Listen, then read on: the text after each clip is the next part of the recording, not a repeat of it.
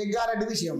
జగ్గారెడ్డి అన్న గారు నిజంగా ఆ బహిరంగ సభలో ఎంత కష్టపడరంటే పబ్లిక్ ను వచ్చేటోళ్లను గైడ్ చేయడానికి, పోలీసు వాళ్ళను గైడ్ చేయడానికి మైక్ పట్టుకొని ఎర్రగండిలా కష్టపడ్డాడు. లాస్ట్ కు చెమట లోడ్చి ఆ సభను సక్సెస్ చేసిండు జగ్గారెడ్డి అన్న.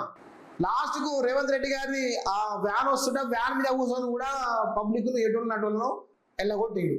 కానీ లాస్ట్ కు అంత ప్రసంగం అయిపోయిన తర్వాత జగ్గారెడ్డి అన్నను ఒక కుక్క అంటివి సిగ్గులో అని చెప్పి ప్రజలకు చూపెడుతుంది. ఏమొచ్చే అనగనగనగా జగ్గారెడ్డిని కుక్క అంటివి, పిచ్చి కుక్కలుగా తిరుగుతాడు అంటివి. లాస్ట్ కు ఆ ప్రజల ముఖాలు చూపెట్టుకుంటా ఈ సిగ్గులోనే అంటివి. అయిపోయా. ఏమొచ్చింది రేవంత్ అన్న?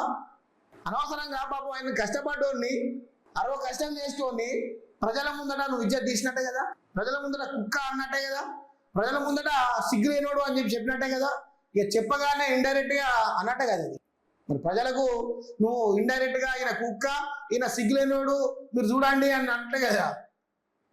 అక్కకిచ్చేది అక్కకిస్తాం, చెల్లెకిచ్చేది చెల్లెకిస్తాం అని చెప్పి జగ్గారెడ్డిని కుక్క అని చేసినావు, సిగ్గులేను అని చేసినావు. ఇదో రెండో పాయింట్. ఇక కేసీఆర్ తిట్టుకుంటూ ఎవడు వచ్చినా తొక్కుకుంటా పోతా, నాదేమో పాలన అన్నాడా, ఇంట్లో ఉన్నది పేపర్లు ఉన్నదా, నాది ఇగో కేసీఆర్ది ఫ్యామిలీ జస్టిస్ ఆట, నాది సోషల్ జస్టిస్ ఆట. నువ్వేం సోషల్ జస్టిస్ చేసినావు అన్న? ఏం చేసినావు నువ్వు? బహిరంగ సభ పెట్టిన సభల్నే మహిళలు గ్యాస్ గురించి, 2500 గురించి, బర్త్ సర్టిఫికేట్ గురించి ఈ వీడియోలు పెట్టిరన్న. ఎంత వైరల్ అయితేనే నువ్వు చూసినావు అసలు ఆ వీడియోలను? 1050 రూపాయలు పెట్టి గ్యాస్ కొంటే 500 రూపాయల గ్యాస్ వస్తుందని చెప్తాడు. 1050 రూపాయలు పెట్టుకుంటాను కదా, మరి 500 నుంచి ఏడొస్తుంది అని చెప్పి అక్క ఫ్రస్ట్రేషన్ లో చెప్తాంది.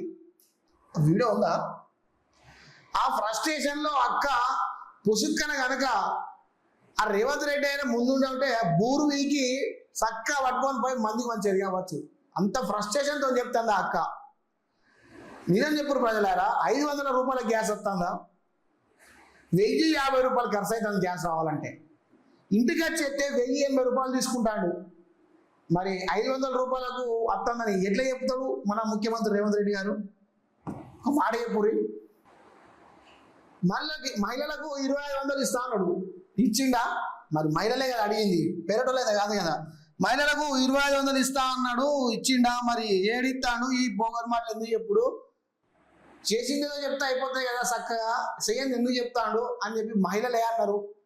మీరు 1,00,00,000 మందిని కోటీశ్వర్లు చేసి ఇందిరమ్మ చీరలు పంపి ఆ ఇందిరమ్మ చీరలు కట్టుకొని రాండ్రి అని చెప్పిన మహిళలే మీకు చెప్పిర్రు ఈ ముచ్చట్లు.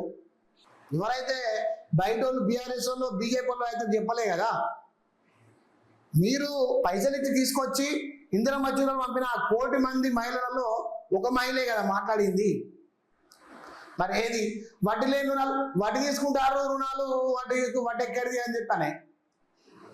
బర్త్ సర్టిఫికేట్ కోసం పైసలు లంచం అడుగుతాడు నన్ను అధికారులు, వీదేం పాలన అని చెప్పానే. అన్నీ వాళ్ళు అంటూనే ఉంటాయి కదా. మేమైతే మీద కల్పితం అయితే చెప్తలేము, జరిగిందే చెప్తాను. బహిరంగ సభ పెడుతుంది, జగ్గారెడ్డిని కుక్క అంటివి, సిగ్గులేనోడు అంటివి, 1000 రూపాయలకు గ్యాస్ వస్తుంది అంటివి, సారీ 500 గ్యాస్ వస్తుంది అంటివి, మహిళలతో తిండి తింటివి.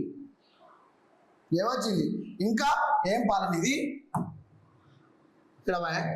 ఇది ఇంకా నాది సోషల్ జస్టిస్. 1000 మంది కేసీఆర్లు వచ్చినా నన్ను ఏం చేయలేరు. 1000 మంది కేసీఆర్లు కాదు, ఒక కేసీఆర్ సరిపోతుంది నీకు. కానీ నెక్స్ట్ వచ్చే సర్వేలో కొన్ని సర్వేలు బీఆర్ఎస్కి 42% వచ్చినాయి.